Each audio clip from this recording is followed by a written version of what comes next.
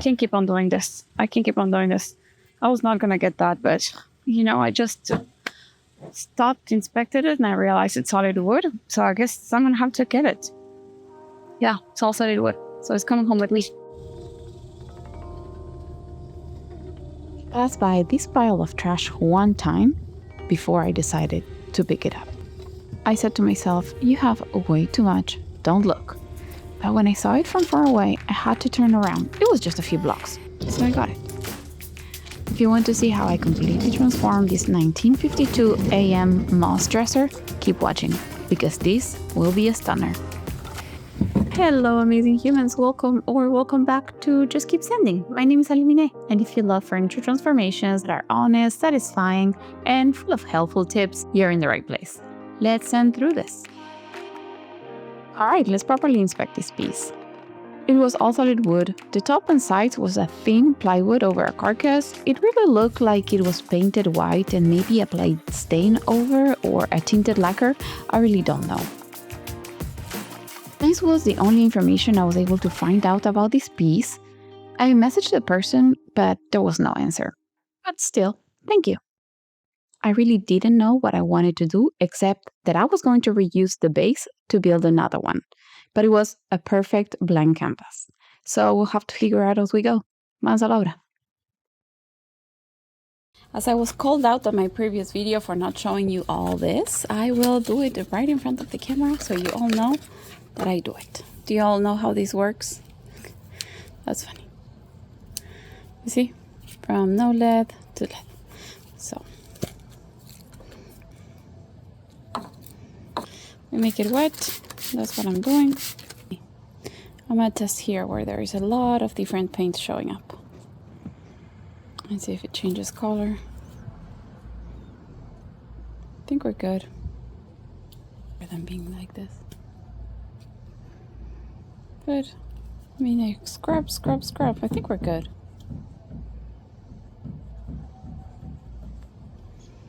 Before I even start cleaning, I want to see if I can remove the base.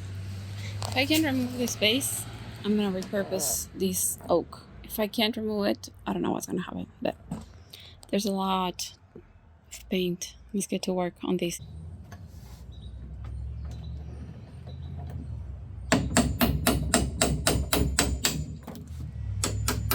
Can someone please explain me why I still have that drawer on top of the dresser while I'm hammering? I don't get me sometimes.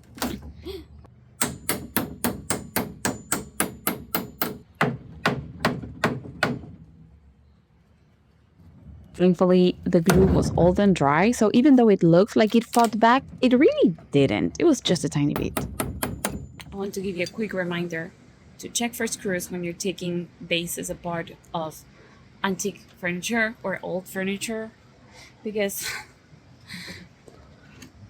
I forgot that this one had some and I started to rip off and I'm like, damn, maybe it has screws. Yeah, it did have screws and it came so easily. I had to stop hammering. Yeah, now all base is gone. I'm gonna end up reinforcing a little bit in here because this came loose. It's just the center one. And I will reinforce this joint and this one too, make sure everything is down so I can reattach a new base when I do the base in here. I will try to, I say I try because I have to scrape and sand this. I will be repurposing this base that is solid oak. There is no way I'm throwing this away, considering I will be attaching legs. This part is gonna be chopped, right? So all this part that is kind of not, it's not rotten, but it has this joint in there that's gonna be cut, so I'm not too worried about that. So everything can be repurposed over here, and that makes me very happy because, you know, I love repurposing, and even more if it came from all from the same dresser. So I have to remove this, and we're done removing the base. The piece is upside down, so I'm gonna scrape a little bit of this, and I'm gonna sand as well, considering now it's upside down, so I don't have to worry about it again. We're gonna take measurements for the base, and yeah, that's it. Let me scrape this.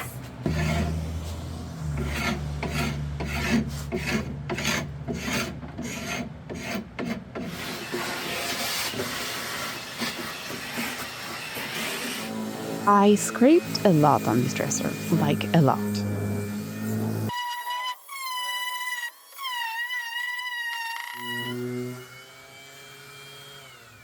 So this is part of the repairs, but also is prep. So yeah, we are fixing the bottom.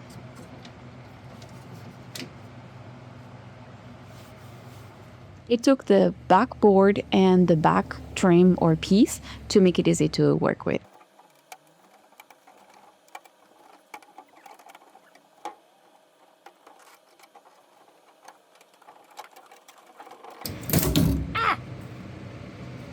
So it was finally time to clean. You thought I forgot? No way.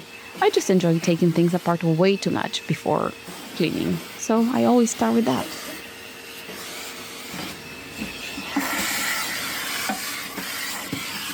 I'm trying something new. I have pre-diluted TSP in here. I'm gonna spray everything, and then I have warm water in here so I can rinse instead of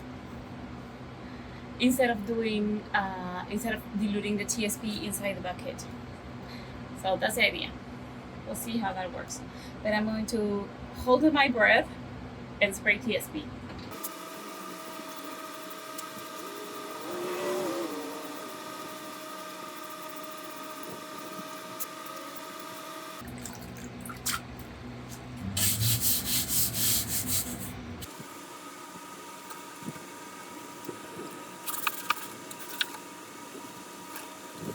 This dress is not super dirty, it's just old. So considering it has like 60, 70 years, 1952 till 2022, that's 72 years. So, yes.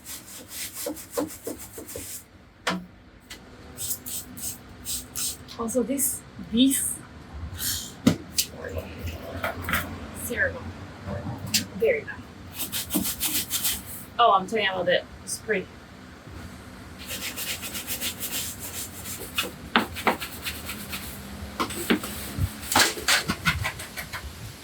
That is. Oh, okay.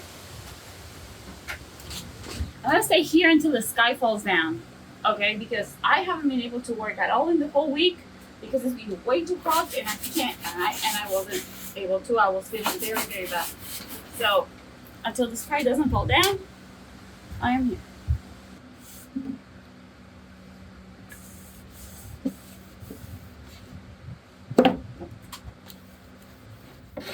So everything I could scrape, I did. This thing had too much paint over, or whatever this was, lacquer, have no idea. So after that, I moved to scuff sanding and real sanding in some parts.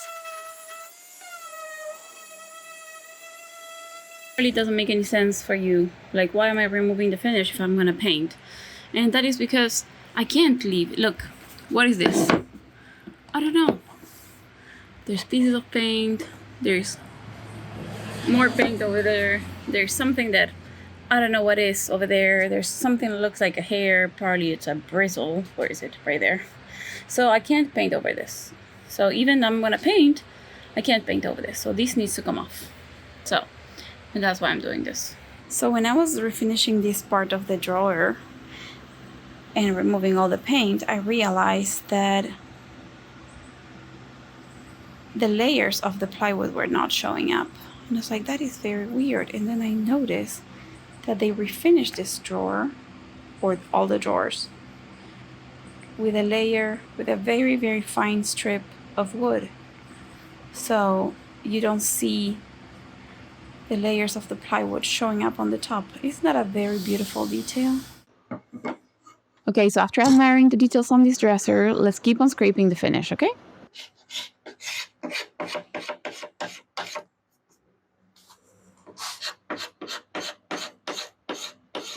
Part of refinishing a piece also means taking care of drawers inside and outside, not only the visible parts. So I always sand the interiors, always.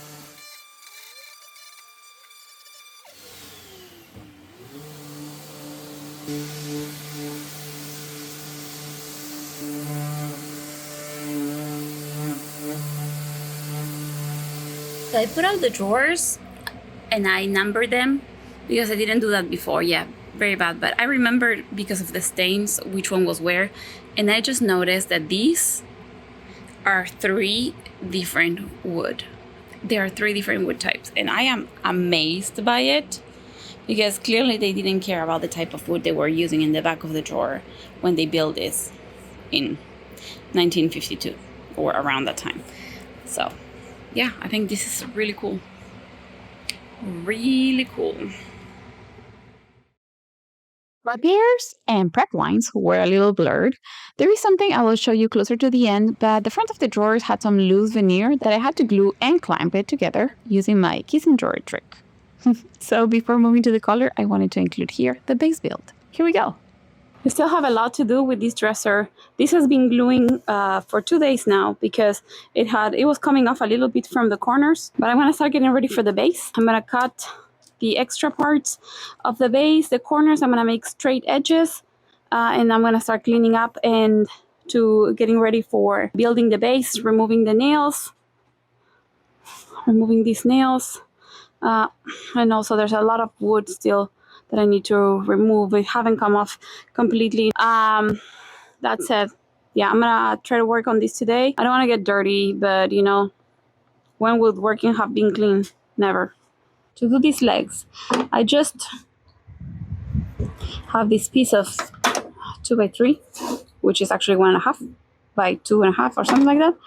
So I need to make a square to, this is scrap I had, so I'm measuring like this. I'm gonna lock. This is the easiest way to do it. And then I will be cutting this part that is still the outside part of the tree. I'm gonna be cutting it this way. Am I gonna slice my fingers? Ooh, I don't think so. But bad news for me. I need to turn off the fan so I can reach with the extension cord. So yeah, I know, annoying, but well. Okay, let me put my mask, my glasses, and be ready. Where's my sawdust mask? I don't know where my sawdust mask is. That's a problem. That is a problem. Okay, we're gonna grab another one. Yeah, I like to use these ones for chopping saw. Ugh, my other one's too hot. See if I remember how to do this. Huh?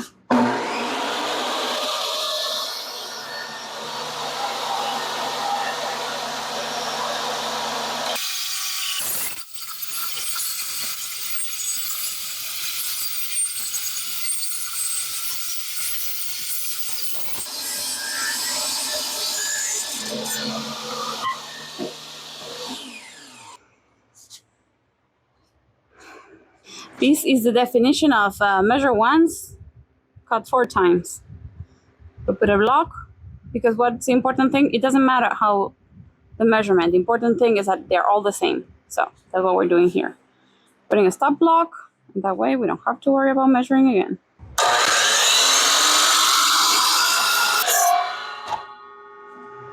One, two.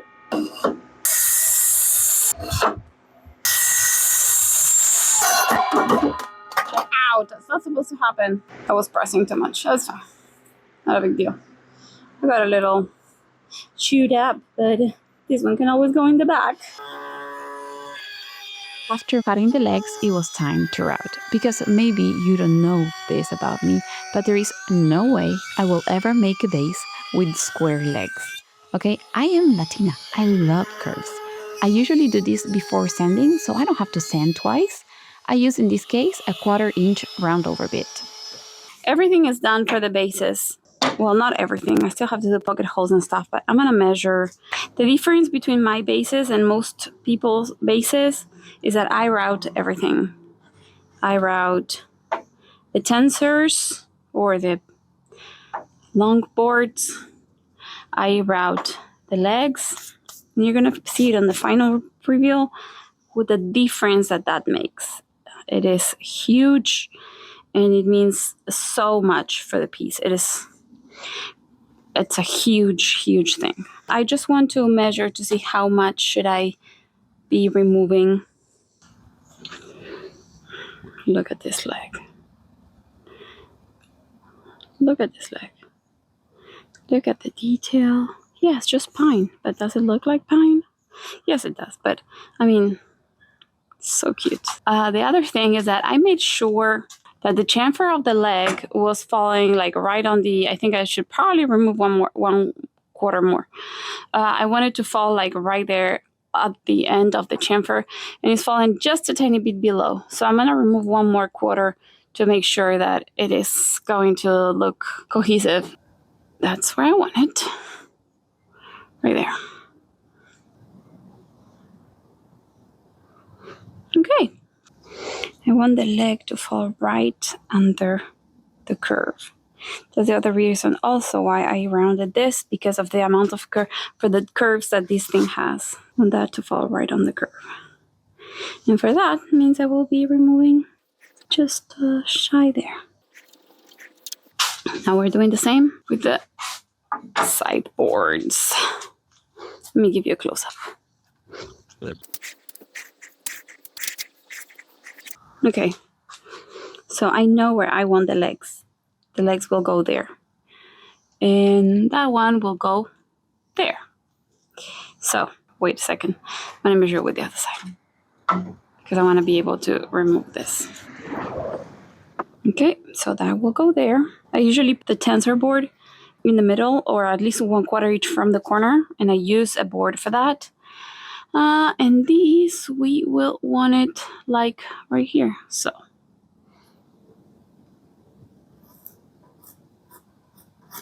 approximately right there. But I think that's exactly the place where I need it. All right, cool. Okay, I think we have a winner. Let me get the speed square. Right there. And then we just measure and cut both the same length as we always do. After measuring using the piece to know exactly where I wanted it, I ripped off a little bit more than 1/4 inch from the top of the tensors, sideboard, or apron, however you call this, so it was more visually cohesive. For the back tensor, I used a random piece of wood I had. Scraps, always. Doing this with one hand so hard. I don't need more than one because this is for the back. So, and I'm reusing whatever I have. Just for this one, I'm gonna do on this one and this one because this is a good size, close enough. These too close, I don't like using them. If I can avoid them, I will. When I'm using a long board, I do these two. And when I'm using, in this case, that is a 2.5 inch, I will be using these ones.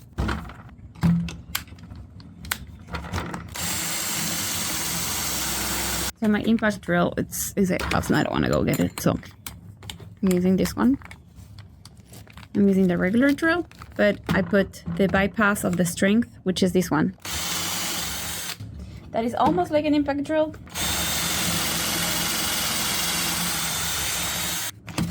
It's not the same because impact drill, what it is just like goes, keep going. I didn't center it very well, but it doesn't matter as long as I didn't make a hole. See, good. Now let's go to the other side. Let's go to the other side. Is that really necessary? No. I think that's a good length. I think I could have gone a tiny bit more because this is giving me from, that is where the head of the screw will sit. I should be using 1 1/4 or 1.5, not more than that. See, this should go inside the leg.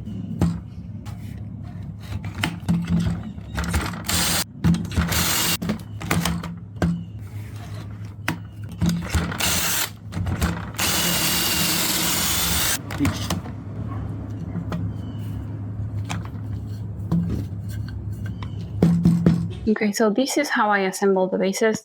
Probably it's a little different than how everybody does it.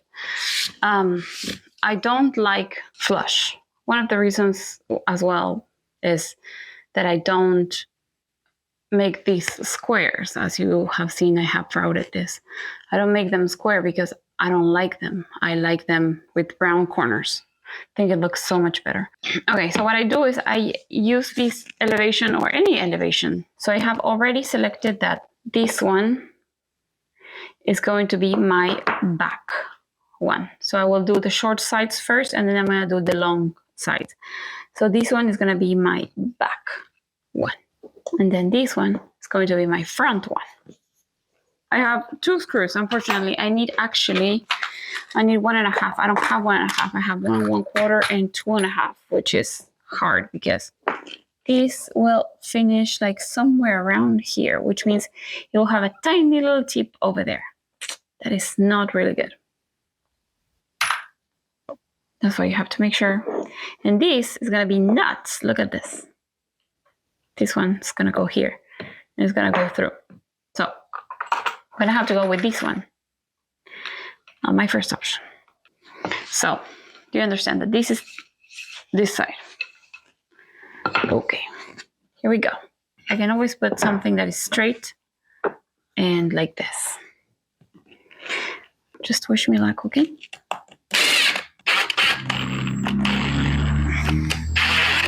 It is always better to do it soft. And sometimes, actually, the way I like doing it is, you see, so that doesn't happen. It's having something. Why am I trying to do it in front of the camera? I had to speed up this part so you didn't hear me cursing for 3 minutes straight. I got so mad at myself for trying to film this and make it in a good camera angle and not do it the way I always do it, that is against the wall. So here comes the part that I really want to show you. I also ended up getting a 1.5-inch screws after all. I know my methods might be unconventional, but they work. I have always assembled my bases against the wall. Why? Because I don't have a clamp, I don't have anything. So I have to use what I have. And what I have is a wall. And I go a little bit with one and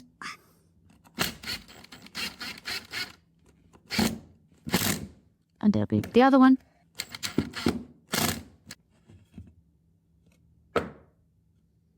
Perfect. Each side. 90 degrees.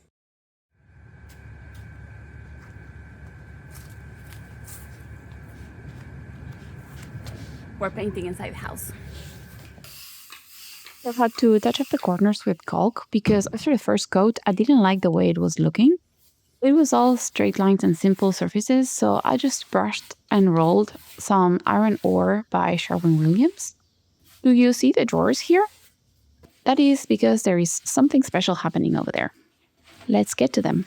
If you made it this far, thank you. That tells me you're just as into this nut job as I am. Go ahead and hit that like button if you're enjoying it, and subscribe if you're learning something or want more furniture projects, problem-solving tips, and the occasional oops, don't do that moment. I'd love to have you stick around. Without this project in mind, a few weeks back, I had asked a woodworking group if anyone had veneer leftovers, and someone gifted me a lot of red and white oak cuts. And using the bed I built 3 years ago as an inspiration, that right now is at my ex-house, I decided to recreate a similar design. Except that then I used edge banding and now I had a super thick and great quality veneer left over. I cut strips using the ruler as measuring. I had to go over a few times to be able to fully cut. After that, I cut them in 10 inches long and I used the small pieces for the edges and corners. After the cuts, I stained them in different tones.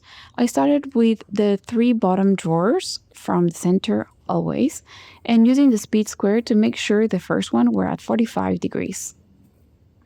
This glue allows approximately 10 minutes of work, so if the strips needed to be repositioned, it was okay. Then I applied a weight and let it fully dry.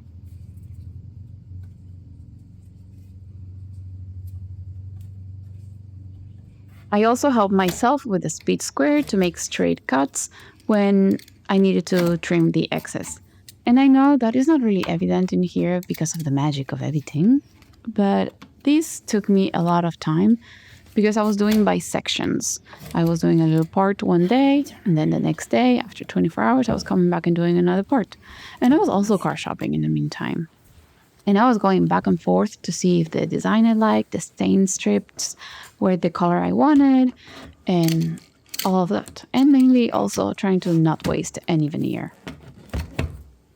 So what I did to make sure I aligned it, I always use my speed square. Boop, boop, boop. You here, you here. I'm gonna add this white here somewhere because I want a little bit more bright color. Oh, and this one goes here. Okay, so I do align it with the drawer in here and very, very, very over there, right? So I will realign this one more time because this is not gonna be perfect. So I go in line with the below part, and then I will put this in here, right? And I align with the edge, because as this is the last drawer, the important part is gonna be this edge. So the cut is not perfect. And but I mean the cut is the way I cut it this way. So what I'm gonna do is I'm gonna glue this thing, or I can also, instead of gluing, what I did on the previous one was this. I did it this way. So I marked it so that way I could perfectly know without worrying too much where this would go. But the speed square for me is vital. Okay, where's the glue? With the whole gluing thing. So instead of using a regular brush, I use my finger. This is my favorite brush. Boop, boop. I love doing this project inside the house because we're in August. Do you know what August is in the DFW area? Have you ever been to hell? I don't know, but I'm sure that this is exactly how it looks like. So I have the line, I know where the end is, so now I don't need to align it anymore. Now I don't need to hold them together. I just need to make sure that this is as close as matching the edge as possible. And as this goes over, I can always not align it over there because it's not a big deal. I can recut that part. And it's gonna be a piece of paint on the center, so if the wood grain doesn't perfectly match, it's not the end of the world. So the problems are gonna be on those that I do need them to be perfectly over there.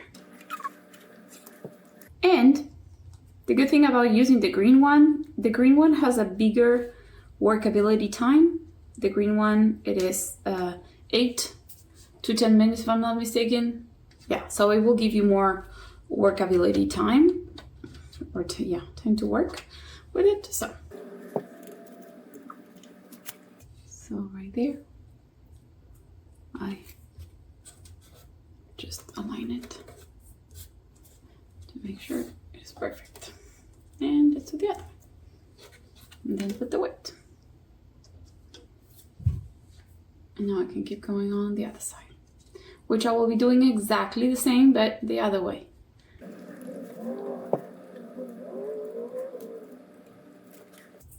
I just realized I put too many dark colors over there. I definitely need a lighter one. I have talked about this technique before in the past, but I can always remind it to all of you new ones out here. If there's anybody new, don't forget to subscribe because that's very necessary. So this is how I apply top coat on small surfaces. Have top coat in this. This is a wax sponge from Dollar Tree. This is just a little damp. I put it under the water, I squeeze it all, remove all the water, and here we go. This is a small surface, so this is what we're doing.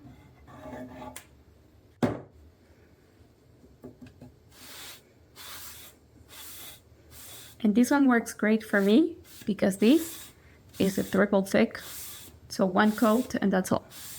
Make sure everything is covered, mainly here. Yeah, I could go in the direction of the wood slots, but and that's it. Put it away. Do not dry.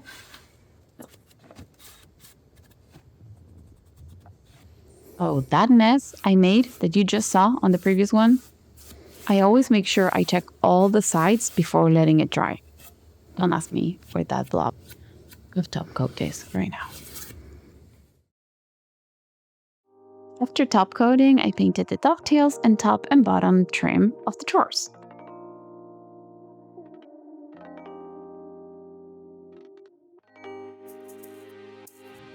We're gonna do this way.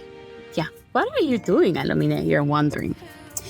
So these drawers had eaten up in here. Like, I don't know if you can see it right there. See that there's a little word? So this makes the drawer be stuck. And even though I have tried to fill with bondo, and I thought for a second that was the best option, it is not really, because I am sanding so much, and it is so hard to sand in, like, right here next to the wall, or it's not a wall, but you know what I mean. So I decided that because I have so much veneer left over, scrap veneer left over, I am going to veneer it. So yeah, that part's already filled, but all of these is I'm going to sand it smooth right here. So this is going to be like flush, and that way that like 132 or however the veneer thickness is going to elevate the drawer, and it's going to stop the drawer from being stuck. So that's what's going to stop the drawer from rubbing in, because I thought I was done. But then when I put all the drawers in to see how my design was, it was like so hard to pull in and out. So I had to bring the whole thing inside the garage and start fixing this to do the last couple of coats. I have to wait 24 hours for sure for the veneer to glue. I'm going to show you one that I have already finished, full cut. And I am shading with the chisel whatever I left behind, because there is a part where like I really need to remove the whole bondo, because it doesn't make any sense to just go over that. So I use the chisel to cut a straight line.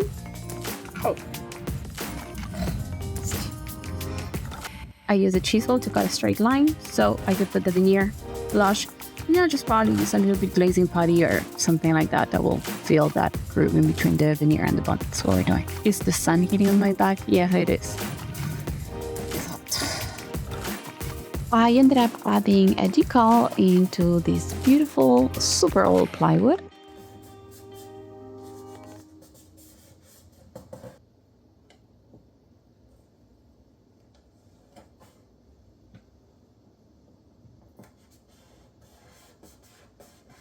And finished up by attaching the base and having a little fun.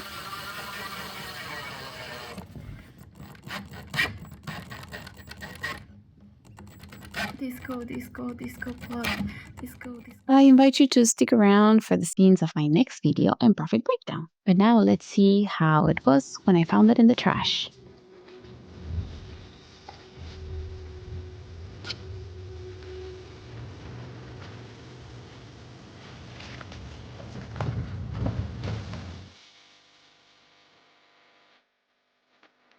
Wow, I am still mind blown.